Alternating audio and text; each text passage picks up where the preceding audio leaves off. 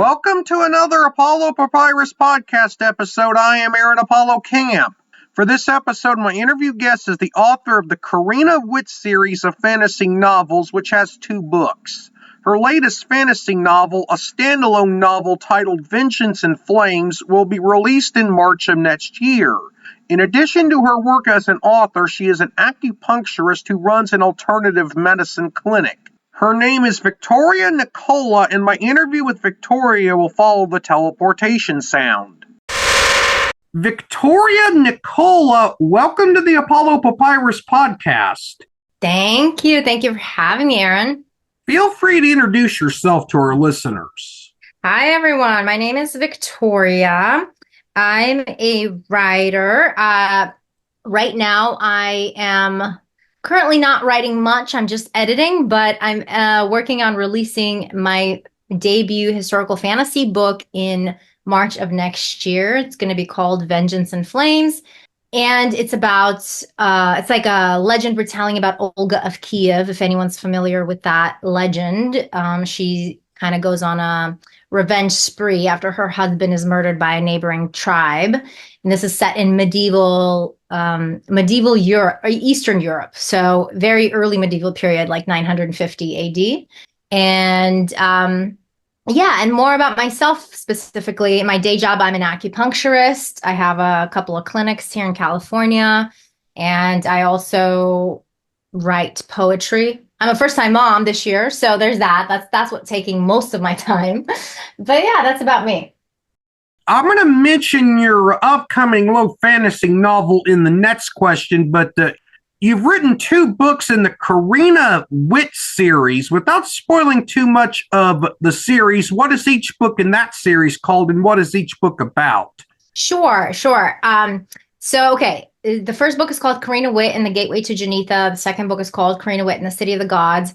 And it's kind of like a fun Indiana Jonesy retelling from a modern female perspective, inspired by my own archaeological dig in Israel in 2008. I thought I was going to become an archaeologist when I was in my undergrad. I studied history and classics. And in order to kind of solidify the idea, I decided to intern on an archaeological dig in Israel. And I went there, and it was a disaster. And it really dissuaded me from becoming an archaeologist because it was a disaster for many reasons. But the experience, I was still very grateful for the experience, and I still really loved it. And so it was kind of swirling in my mind for a while after I came home. And at some point when I finally started to write, I was inspired to write a story that kind of started in a similar way as my archaeological dig, but then it becomes really interesting because she actually finds the main character Karina actually finds something that's worth something. And so she discovers this artifact, and it becomes this portal fantasy where it kind of takes her on an adventurous ride into another world. And it kind of goes between the real world and this other world. And there's that adventure. And then by this adventure, she acquires certain skills that then kind of help her with her future archaeological endeavors. And that's kind of like what book 2 is about. That one's based in South America. And basically, she also goes on an archaeological dig, and there's like a whole other adventure that gets ensued there. So yeah, that's what the book's about. You have a low fantasy novel which will be titled Vengeance in Flames, and that's slated to be released in March of next year. Without spoiling too much of Vengeance in Flames, what will it be about? Okay, yes. So that book is, I kind of briefly mentioned it, it's a revenge story ultimately, but so if anybody knows the history or the legend of it, it's mentioned in this book called The Bygone Years, something like The Bygone Years, and it's a really brief story. Sorry, I got sidetracked. It's a really brief story, and it just kind of shoots out this revenge story of like boom, boom, boom, boom, boom. This happens, this and this happens, and it kind of doesn't leave any humanity, and And so I wanted to bring humanity to the story and kind of have an explanation of why she does what she does, because it is a bit of a brutal revenge. It's a revenge in three parts. Sorry if you hear my dog barking. Somebody knocked on the door. Um, so I wanted to tell the story, but I wanted to bring the kind of perspective of like how it spiraled so out of control so quickly. And so yeah, and the premise is set in this Kievan Rus, which is the original kingdom that from which Russia, Ukraine, and Belarus come from. So it's like really Eastern Europe. And this is set in a culture that is still pagan. They're not Christian. In fact, Olga, uh, who's the main character, becomes um, the very first Christian, and so she is interestingly known as a saint in both Catholicism and Orthodoxy. So she kind of goes on this. She's still first very brutal in her revenge, and then because she converts, she becomes this saint. So she's a very great character and a really interesting character. And again, I just wanted to bring more of this, I don't know, real world human touch to her story rather than just like, and then Olga did this, and then Olga did this, and then Olga did this, and it was all blood and gore. So that's kind of the story, and that's what it is. What are the main differences between low fantasy, which is what Vengeance and Flames will be, and high fantasy? Oh, good question.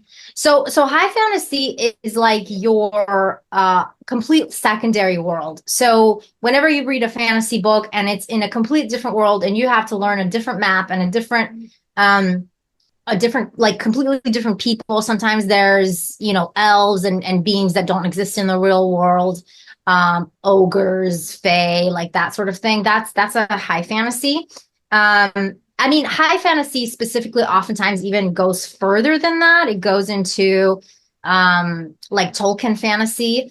It could just be an epic fantasy without being considered a high fantasy. The epic part being more grounded, less like elf creatures and more about like regular people, but still in a secondary world, not our world. And then the low fantasy implies that it's still set in our world, but there's an element of magic or an element of something that isn't like you find in our world. So the reason mine is I call it a low fantasy is because, so if anybody's watched the show Vikings or Vikings Valhalla, if you watch it, technically it's a historical depiction of Vikings, but there is a thread of this kind of like almost eerie, like, is it magic? Is it not magic? Because they have seers, they have sacrifices. They believe that it's real, like the magic that they're doing. And they believe they're, oracle seer, that he's predicting the future. So there is this like quasi magic that's happening. And that's somewhat the way I wrote Olga, where it's really magic that they believe is magic. There's potions and there's like magical spells, and she does have to make it even to solidify it even more. She does have a bit of a connection with crows and birds and ravens, and specifically ravens. Um, and there's this more than realistic connection. So she could control birds almost in a way, not control them, but she could communicate with them. And so there is that aspect of the fantasy, but it's still set in our world. What motivates you to write historical and speculative fiction? So historical and speculative fiction, I studied history. I briefly mentioned that in undergrad. I love history. Um, I think history almost feels a little bit like a fantasy when you're reading it from our modern perspective, because some of the things that happen seem so fantastical.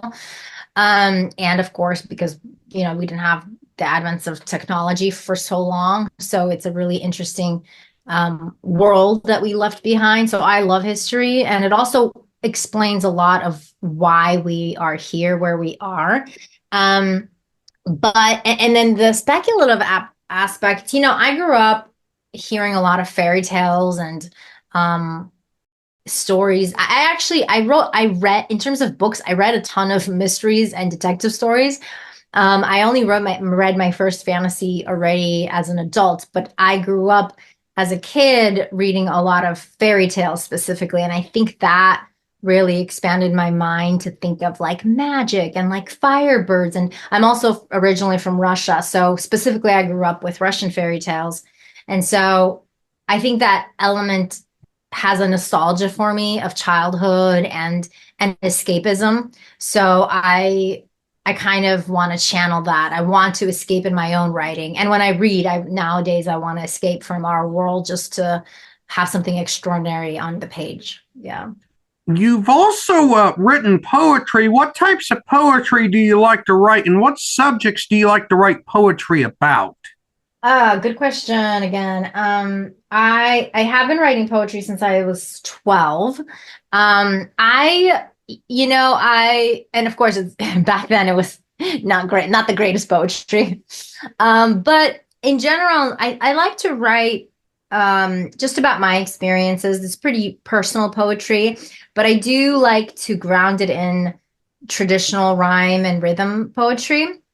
I think that's the historian in me. I like to read historical poetry and it all rhymes. So I prefer to write that sort of poetry. Yeah, I think I just write, I kind of pull in philosophical concepts into my poetry inspired by my events. And I usually really write poetry whenever the muse calls, so to speak. I have to be inspired to write it. I can't just, um, sit and write the way I can write a novel. Like a novel, I could schedule a writing session. With poetry, I can't really do that. If I feel called to write a poem, then I do. And I've been published on spillwords.com. It's an online kind of journal. And for a while there, I actually last year I worked we with my friends, we released a couple of editions of poems and short stories called it's a magazine called 12th Muse. And but we have paused that project for now and hopefully we'll return to it in the future. But yeah, that's kind of those are kind of like the subjects that I write. I like to write about like I said what inspires me. So my feelings about certain, I don't know, aspects to my life, being a mother, going through some kind of experience and what that brings about. I am a spiritual person, so I like to write about spirituality as well. So there's that element. Regarding the Karina Whitt series and your upcoming low fantasy novel, Vengeance in Flames, are all of those self published, traditionally published, or hybrid published, or did you use a combination of publishing methods for your novels? Yeah, so they're going to be all self-published. The first two were self-published in 2016. And this one, I'm working on self-publishing. Obviously, I'm working on all of it this year. And the good thing about self-publishing between 2016 and now is there are so many more tools now available to self-publishers and indie writers. So I'm I didn't think I was going to self-publish this book, to be honest. I was trying to query it, just going through the traditional route. I wrote a few books since 2016, queried them. This one, I got the furthest than with any other books in the traditional world, but ultimately, uh, none of those options worked out. And so I decided after I had my baby, I decided I just don't want to wait the crazy timelines that exist in TradPub because technically I could have continued querying, I could have continued on that path, and I just feel like it just takes so long. The finding an agent takes a long time. Then you got to go, then you edit, 100 times, then you go on sub to try to find a publishing house, and all of that takes a long time, and still nothing is a guarantee that your book will be released. So I decided to skip all that and continue with self-publishing since I know a little bit about it. What was it like to immigrate from the now former Soviet Union, which is now 15 or so different countries, Russia being the largest, and there's others like Ukraine, Belarus, Lithuania, Armenia, Kazakhstan, and several others. Mhm. You immigrated from the now former Soviet Union to the United States, and what was the biggest culture shock for you after arriving here in America? Oh, that's a really good question. I, to be honest, okay, so living in the Soviet Union, I was a child, but I understood how poor we were because we just didn't have a lot, and we didn't even have a lot in the terms of like toys and can like I measured everything as a child, which was toys and candies, and we would get like a gum every like half a year or something, or we would like have candy every few months. Like we did not have a lot of uh sweet things. It was just very like survival minimal experience there. And so I had a really close cousins of mine that immigrated to America about a half a year before we did. And so they were writing to us, explaining to us like what it's like in America. And my aunt was explaining that here in America, they have year round, like all the fruits and vegetables are available year round, which means they're not seasonal, right? So like you'll have apples all year round rather than just like in this autumn when when apples grow. That's how it was in the Soviet Union. But my brain interpreted that as like you have everything year round means like there's just ample food everywhere, and you walk on sidewalks of gold, and there's like apple trees growing on the sidewalks, and you can just pick the apples. Like I envisioned it in a very childlike innocent way, and I just thought there was going to be all this like sweetness available that we didn't have in the Soviet Union. And then we came here, and it was not like that at all because we were really poor. We were probably more poor in America those first couple of years than we were in Russia, because at least in Russia, we had a garden that would provide us fresh berries and all kind of like different fruits and veggies. Whereas here we had to buy everything, and we didn't have money to buy. We were on food stamps, on welfare. And so we were those first 2 years were pretty it was really difficult. It was even harder. So it was interesting that I think my culture shock was that we were worse off a little bit for the beginning. Eventually it became much better, but those first couple of years were really difficult. And also I think the other culture shock was that when we came to America, we lived in an immigrant heavy neighborhood that was predominantly Hispanic and Asian, and then a few of us like Soviet Union people. And so I think we like having to experience not American culture, but like this melting pot of various cultures, and actually like getting acquainted with that rather than like what I envisioned America to be. Like I envisioned America like white picket fence, middle class kind of neighborhood, and we were living in like really cheap apartments where like it was kind of a dangerous neighborhood. You had to not go out at certain times, and so it was, and we were all immigrants. We were all in it together. But I just didn't envision, like I didn't have a realistic idea of how that would actually play out in real life. So yeah, I think just that like difficult immigrant life, that was like the biggest shock, and the shock that like, oh, actually most people around you aren't even going to speak English. They're going to speak Spanish. Most people around you, or either Spanish or, a plethora of various Asian languages, everything from Vietnamese to Cambodian to Mandarin. So it was a really interesting experience that I'm super grateful for now, but I think it was just shocking, just as it is for any immigrant. I have one final question. This is about your work as an acupuncturist. You're an acupuncturist who runs you unveil the Wellness Center in California, and you specialize in the extraordinary vessels, or eight extras acupuncture technique. Yeah. What is it like to run an alternative health clinic like the Unveil the Wellness Center, and how does the eight extras work? Oh, ooh, how much time do you have? As a last question, it's like a really long answer, but I'll try to condense it. So, I mean, the first part to run a clinic, it was interesting because it's almost a different side of my brain that has to run the business rather than the side of my brain that wants to be involved in holistic healthcare. I wanted to work with healthcare and work on like the healing aspect.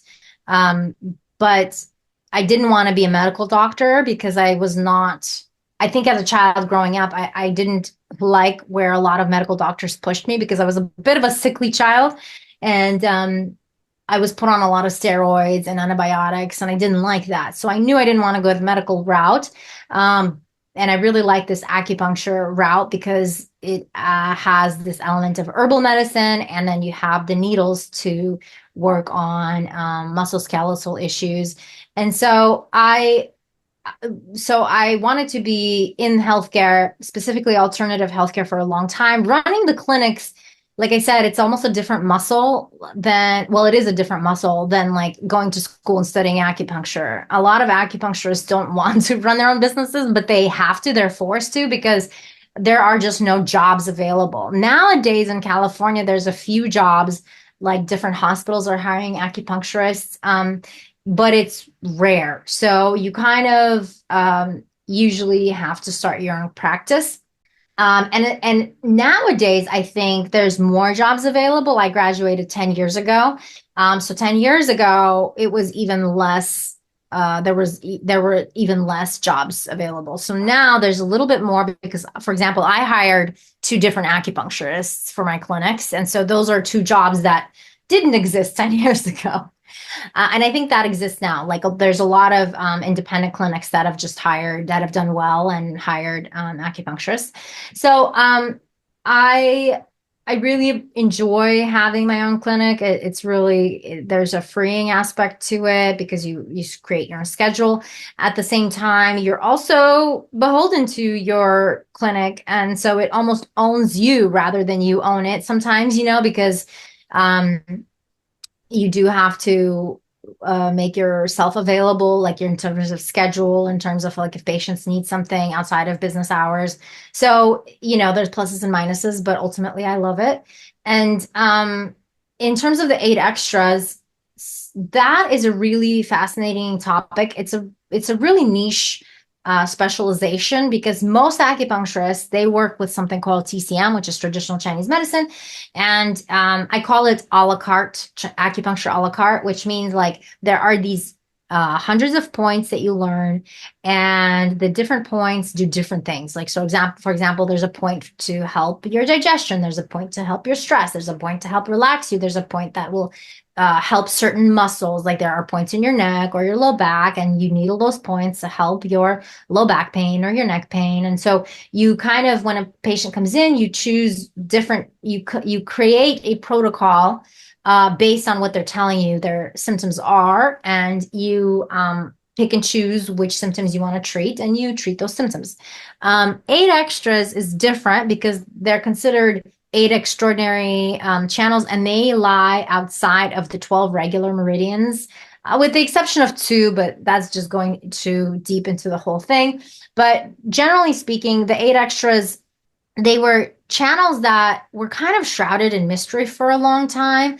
But with the understanding of particularly young psychology of the unconscious mind and subconscious mind, this concept that, when we're speaking, I don't know if you know a lot about the conscious mind versus the unconscious mind, but we're talking right now with our conscious minds, but with the unconscious mind, the unconscious mind is running in the background.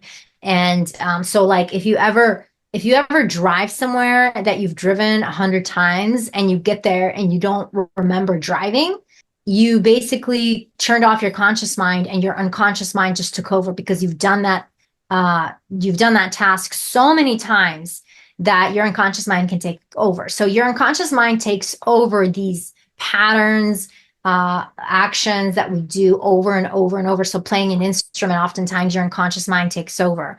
Like I said, driving, brushing your teeth, a lot of these like elements that we do again and again.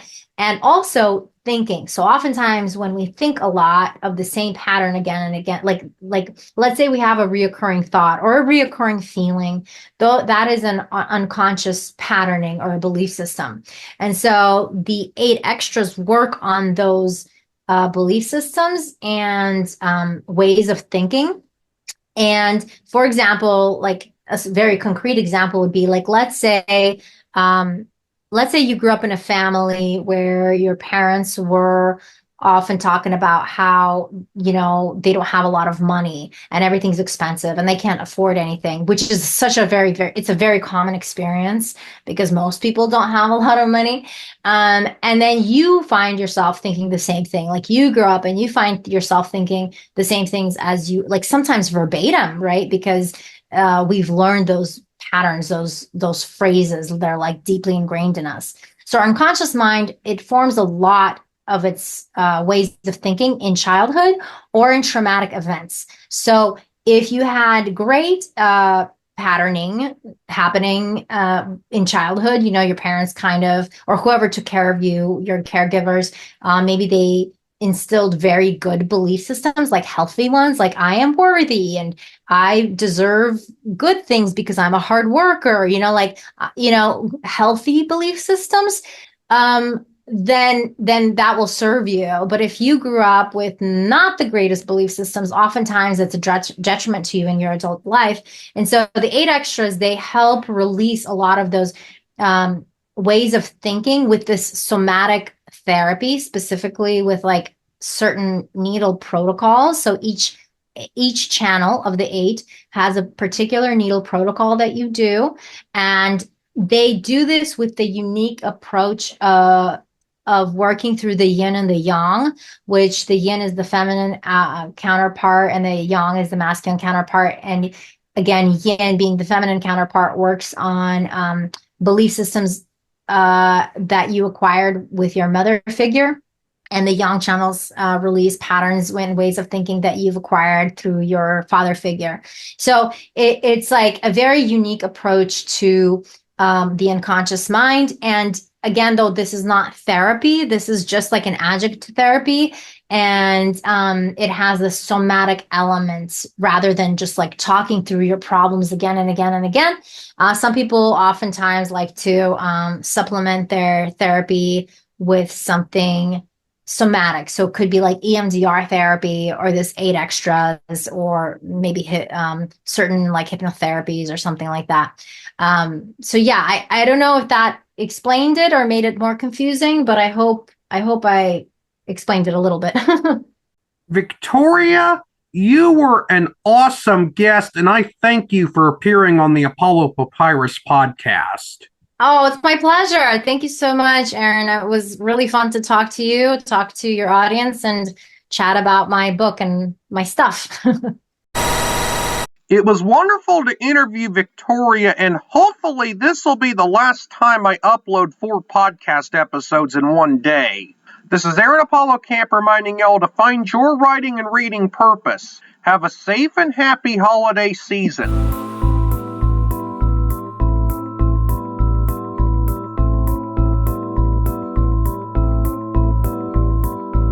Copyright 2024, Aaron Apollo Camp, all rights reserved. This podcast episode is intended for the private listening of our audience. Any reuse or retransmission of this episode without the express written consent of the podcast host is prohibited, except under fair use guidelines. Royalty-free music and sound effects obtained from https://www.zapsplat.com.